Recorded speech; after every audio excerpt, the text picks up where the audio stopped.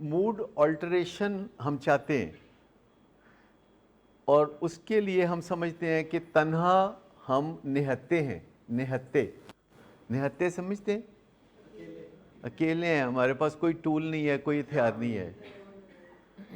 یہاں یہ بات اس سٹیج سے آپ کو بار بار بتائی جاتی ہے کہ اپنے موڈ کو بدلنے کے لیے آپ نہتے نہیں ہیں, لیکن آپ کو کچھ سکل سیکھنے کی ضرورت ہے.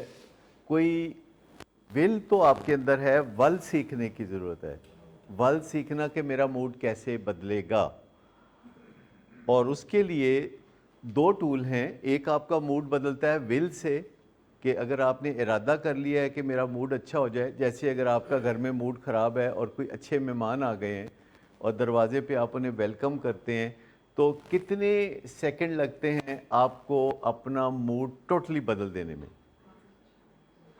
2 3 4 سیکنڈ. خبر ملی, پہلے آپ کو لگتا ہے مشکل ہے, پھر آپ کہتے ہیں کہ نہیں کوئی نہیں, ابھی جا کے تو ہم چہرے پہ تاثرات اچھے لائیں گے.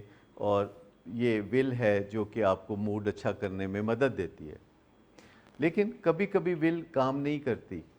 کبھی کبھی آپ جیسے فون کوئی آیا ہے تو موڈ آپ کا خراب ہے, تو آپ کہتے ہیں کہ میں نہیں اٹھاتا, اور دوسرا ہوپ فلی سوچے گا کہ میں فون کے قریب نہیں ہوں اور میں واش روم میں ہوں یا میں کسی میٹنگ میں ہوں, اور وہ برا نہیں منائے گا, اور پھر جب مجھے موڈ اچھا بنانے کا موقع ملے گا تو میں کال بیک کر کے تو تلافی کر دوں گا.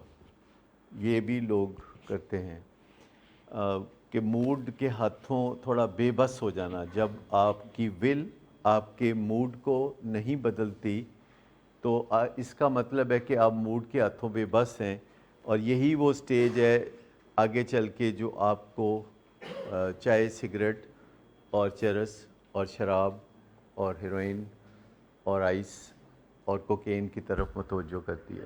الکوہل بھی بیسیکلی کاربوہائیڈریٹ ہے. الکوہل آپ کو پتہ ہے میٹھی چیزوں سے بنتی ہے, کاربوہائیڈریٹ سے بنتی ہے, اجناس سے بنتی ہے, انگور سے بنتی ہے, اور اس الکوہل کے اندر وہی گلوکوز ہوتا ہے بیسیکلی, پر اس کو ایک بیکٹیریا فرمنٹیشن کرتا ہے. آپ کو کسی کو پتہ ہے کہ الکوہل کیسے بنتی ہے؟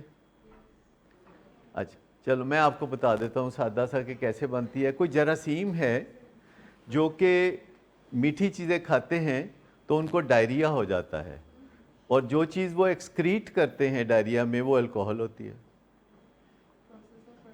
یہ ہے بیسیکلی, مطلب کہنے کا ہے کہ یہ ایک سمپل سا پروسیس ہے الکوہل کا, کہ کوئی جراثیم کو ڈھیر ساری آپ خوراک دے دیتے ہیں, اجناس دے دیتے ہیں, میٹھی چیزیں دے دیتے ہیں, اس کو جو جیسے بہت بڑا بوفے سیٹ اپ ہے تو اس میں جا کے بندہ بے قابو نہیں ہو جاتا, تو اس طرح کی بہت ساری مقدار ہوتی ہے میٹھی چیزوں کی, جس میں گلے سڑے پھل بھی ہوتے ہیں اور بہت کچھ ہوتا ہے.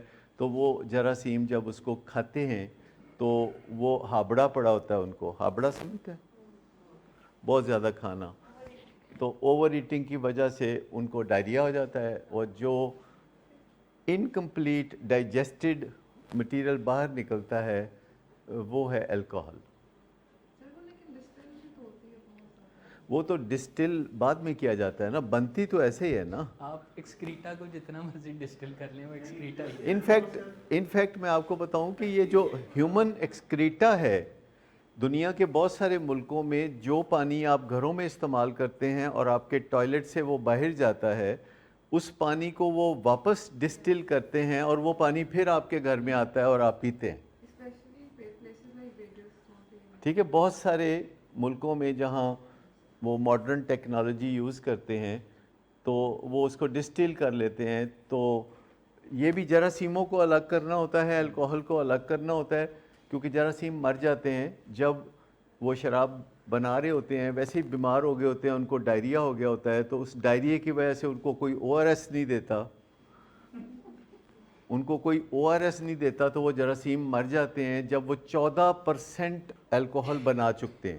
یعنی جو بھی میٹیریل ہوتا ہے اس کا 14% جب الکوہل بن جاتا ہے تو 14% جو الکوہل ہے وہ ان جراثیموں کے لیے قاتل ثابت ہوتی ہے. جیسے ہم جو سینیٹائزر یوز کرتے ہیں یہ 70% الکوہل ہوتی ہے جو کہ ہم اپنے ہاتھوں پہ مل لیتے ہیں، تو اس کے بعد وہ جو وائرس ہے جو کہ بڑا ڈھیٹ وائرس ہے وہ بالکل پھیتی پھیتی ہو جاتا ہے، مر جاتا ہے۔ تو یہ میں آپ کو بتاؤں کہ سب سے پہلے الکوہل کس کو ختم کرتی ہے؟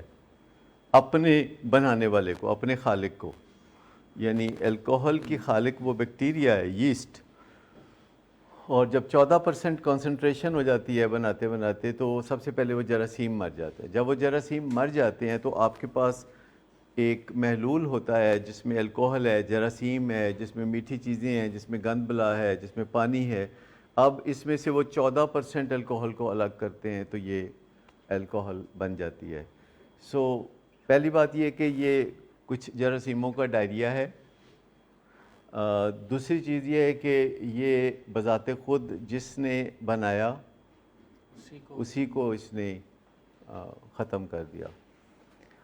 تو کچھ نہ کچھ اس میں کامن سینس ضرور ہے کہ یہ چیز انسانوں کے لیے کارآمد نہیں۔ جن لوگوں کو شراب مافک ہوتی ہے ان کی زندگی پسماندہ ہو جاتی ہے، اور جن لوگوں کو شراب موافق نہیں ہوتی ان کی زندگی تباہ ہو جاتی ہے۔ ان دونوں میں سے کون سا رستہ ہے جو کہ ہم چن سکتے ہیں کہ موافق ہے تو ہماری زندگی پسماندہ ہو جائے گی، اور اگر یہ ہمیں موافق نہیں ہے تو ہماری زندگی بالکل برباد ہو جائے گی۔ تو پسماندہ کا مطلب ہے معیار سے بہت نیچے، اور بربادی کا تو مطلب میرے خیال سے سمجھتے ہی ہیں کہ جو الکوہلزم ہو جاتا ہے، جن کو موافق نہیں ہوتی۔ اچھا، اسی طریقے سے اور بھی نشے ہیں جو کسی کو موافق ہوتے ہیں، کسی کو موافق نہیں ہوتے، لیکن ایک پرابلم ہے کہ جس کو ایک نشہ موافق نہیں اس کو دوسرا نشہ بھی موافق نہیں۔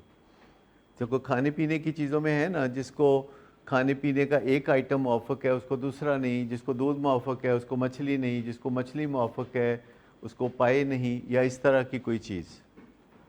تو یہ جو موافق ہونا ہے اس کو آپ سمجھتے ہیں نشے کا موافق نہ ہونا ایڈکشن یا الکوہلزم کا باعث ہے۔ نشے کا موافق ہونا یہ پسماندگی کا باعث ہے کہ آپ ایک فیک چیز کا سہارا لے رہے ہیں۔ جب بہت ساری چیزیں ہیں کہ جن کا ہم سہارا لیں تو وقتی طور پر فائدہ بھی ہوتا ہے، لیکن اگر ہم ان کا سہارا نہ لیں تو ہمیں دور رس فائدہ ہوتا ہے۔